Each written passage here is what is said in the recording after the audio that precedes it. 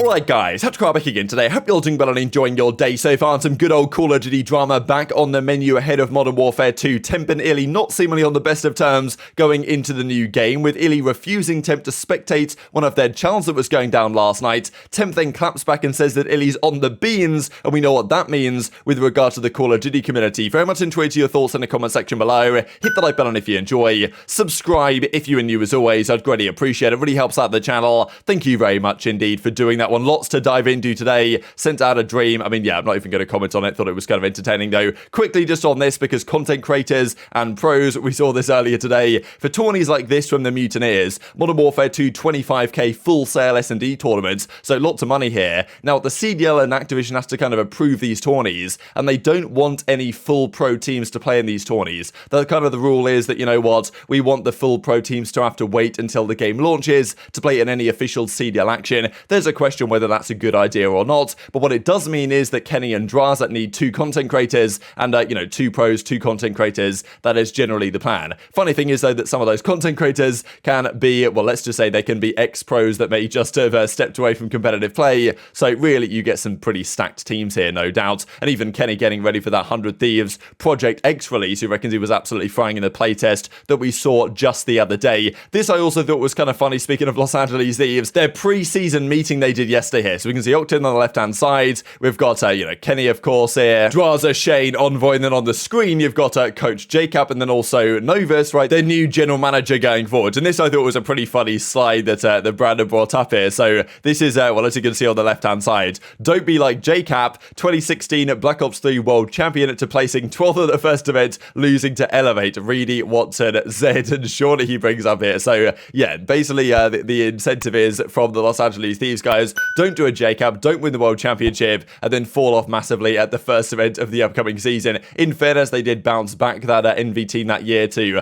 looking pretty good at the end of the season, made back-to-back grand finals, losing in both of them to the OpTic Dynasty after Infinite Warfare, but yeah, still, they did not have the greatest start to that Infinite Warfare season, and that's something that obviously Los Angeles Thieves will be trying to avoid. But I thought the strays here were kind of funny, because not just his cap catching a stray, but also all of these boys that are kind of getting roasted as well for managing to even take down JCap and that NV team at the time. This just to notice real quick, because as Jaden points out here on this map, the Crown Raceway, I do wonder why this is the case, because apparently this trophy here looks to me a little bit like the old school CWL trophy, right? This is the CWL Champs trophy, now not the CDL trophy, so I do wonder, do the developers know that the trophy now is not what it used to be? Because if they have actually put the CWL trophy in there, that's really cool, the World Championship trophy, but I wonder if they didn't exactly mean to. I wonder if they meant to put the current Champs trophy in, which is not this, but that is seemingly what this is. Now, just wanted to walk you guys around this map quickly, actually, because this is Crown Raceway, you guys can see here, this is going into the pit lane, and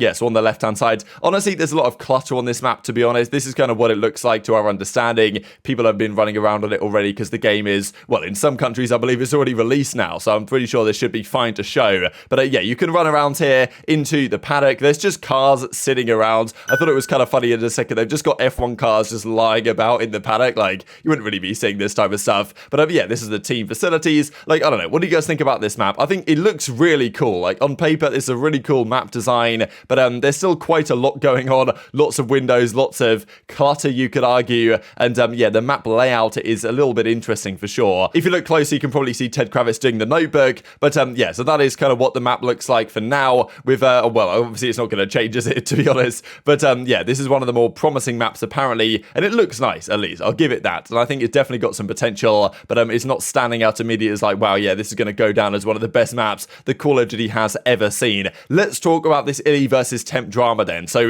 iLLeY the other day has obviously been back in business. We've kind of been wondering, how's his thumb getting on? Is he going to be okay, for the entire upcoming season? Because OpTic certainly need him to be, and if he's not, things could go badly wrong for them. But yeah, he is playing some Charles, obviously getting back in action, as you would expect for iLLeY. This guy's an absolute grinder. Now, I think what Temp wanted to do on stream the other day is iLLeY was playing some Charles, and he wanted to spectate the Charles, right? He wanted to just, broadcast them. Often you see this on stream. Temp or others will be like, okay, iLLeY's playing some Charles, let me just tune into his stream, or whatever, or let's just say join his lobby, and then spectate them and broadcast that and whatever. Now, iLLeY wasn't happy with this. He said no spec, I think he said no specs, or effectively meaning no spectators, which I'm not really sure why, he decided that no spectators was a thing, but, at the end of the day. It's your chal. I guess you can do what you want, right? And he said to Donnie, like, no, I don't want you joining in. I don't want you spectating the game. Like, yeah, I'd prefer that not to happen. Maybe because if he's streaming it, there could be potential issues with, you know, not necessarily revealing strats, but stream snipers or whatever. That's a possibility. Now, Temp wasn't happy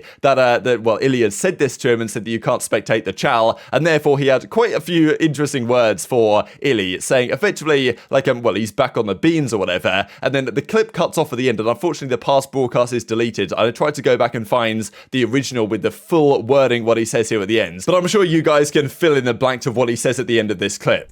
How am I supposed to stand my ground? These guys love Ender, bro. Ender said no specs. Ender actually just got me tight. Like, I don't want to like go too far, but like, guy just awoken from his absolute slumber, not popping any beans for 3 months. Now he just twisted out of his mind. No specs, dude. He's turning his hacks on and shit, like. Absolute drugging.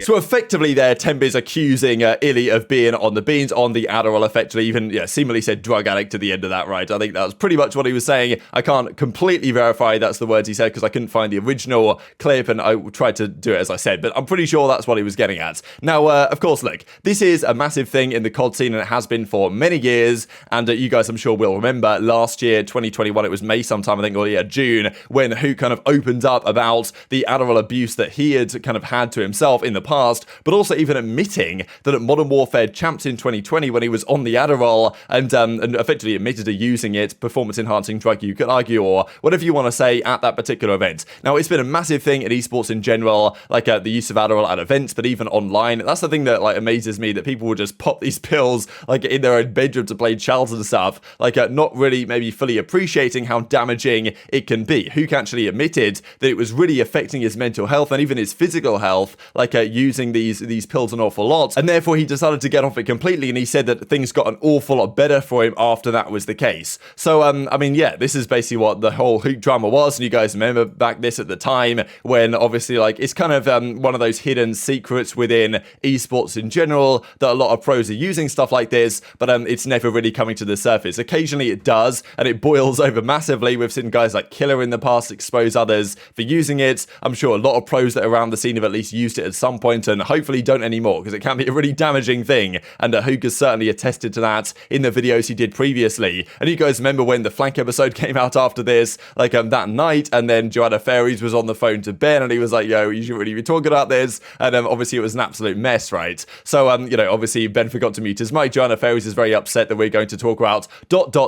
So yeah, this is all the stuff that happened before. So every so often this kind of gremlin comes up and boils over once again, and this is another example of Temp effectively accusing iLLeY of abusing this type of stuff. So I mean, look, it's not exactly a massive surprise that pros have or have not used this in the past. Whether these pros are still on them or not, obviously we cannot comment, but Temp seems to believe that iLLeY is still using it to this day. I don't know, like whether these guys are using it online or just a LAN event. There was even drama about that a few years ago when like certain pros might be effectively plugging the supplies to other pros at the event, and there was all this stuff going on behind the scenes. So yeah, as I say, it's something that's not really often talked about, but occasionally you get something like this where you start to hear about it a little bit more, and then everything kicks into overdrive as to, you know, which pros on it, which pros not on it, should they be using it, like what should the CDL do about it, because the CDL I think is meant to be doing some sort of testing really to make sure the pros aren't using any of this type of stuff at events. Of course, online you can't control it at all, so and of course, well, most of the qualifiers are done online, so that's where the question is getting raised. But yeah, what do you guys think? Who's in the right here? Who's in the wrong here? Because I thought that you know, you could argue whether iLLeY should or should not have not allowed Temp to spectate his chal, but Temp maybe went a bit too far with what he said as a result. Maybe he believes that, maybe he doesn't believe it, but yeah, the words were said regardless, so we're gonna have to talk about it. A few things to mention here before we close out the video. Firstly, this from the top 20 players now down to the top 4 going into tomorrow. So number 6 was none other than Sib from the Seattle Surge. Interesting to me because I feel like he's quite high up here really compared to where I might have put him,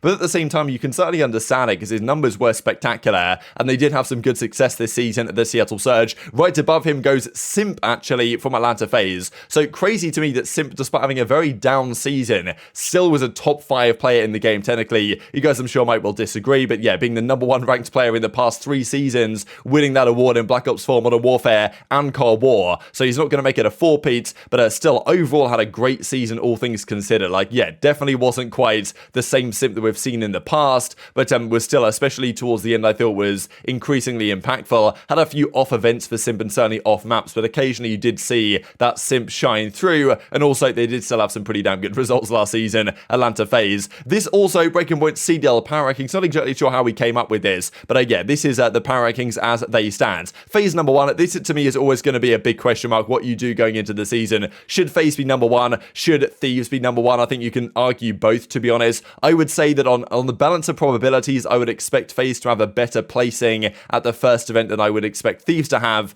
but I think you can certainly argue that Thieves should be #1 given the fact that they did just win the World Championship and go back-to-back in dominant fashion. They're #2, then OpTic get #3 on this list, probably fair enough. OpTic, I think I would put them 3rd as well, then Surge in 4th, then I would probably put Minnesota in 5th above Toronto, but it's kind of a back and forth on whether you put Toronto 5th or Minnesota 5th in my opinion. It's kind of one way or the other, very similar kind of match teams in my opinion, so we'll see how they work out over the course of the year. Los Angeles Guerrillas get 7th in this list going into the start of the new title. I think LAG are a really difficult one to call. They could be honestly further down than this, or is this justified? I think maybe just about, because I'm not really sure you want to put both Subliners and Boston in the top 8, but still, I think it's tough to say. To me, I think it's also kind of clear that Subliners or Boston, they are in the ballpark of being 8th, 9th as it stands, and yes, so New York get 8th here, Boston get 9th. Would you put them higher? Maybe, maybe not. I think it depends how good LAG are really, and New York is such a difficult team to predict how well they will do, but also Boston should have upgraded over last year as well, so that's your 9th best team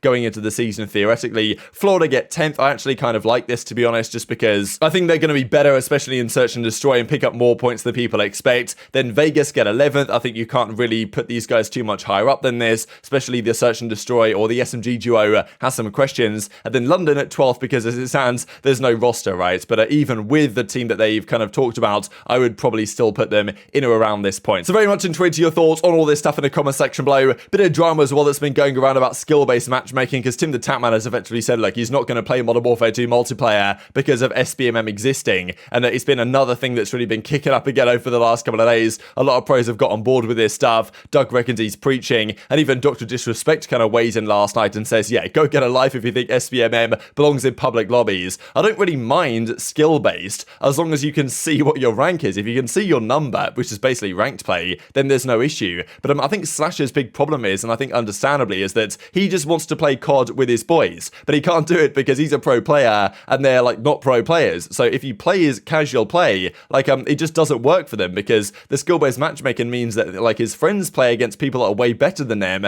and therefore it's not a fun experience. So to play it with your friends like doesn't really work anymore, especially in even public matches, because you just play against players that are where, you know, you don't play against a random selection, you play against players that are kind of in the middle of the skill levels. So Slash is having a great time, but his friends are getting destroyed. So that's kind of one of the key reasons why it's a frustrating time to try and do this stuff, right? And as he says, 2 different playlists is the way. Ranked play, casual play. I think I should be able to play with my boys and have a good time, or go hard in ranked, which I totally agree with. But seemingly, the developers over the last couple of years don't exactly agree. And just to say this, shout out Insights, pick it at the beans on toast, absolute no-brainer. Very much intrigued to your thoughts in the comment section below. Hit the like button if you enjoyed. Subscribe if you're new. Take care, and I'll see you next time.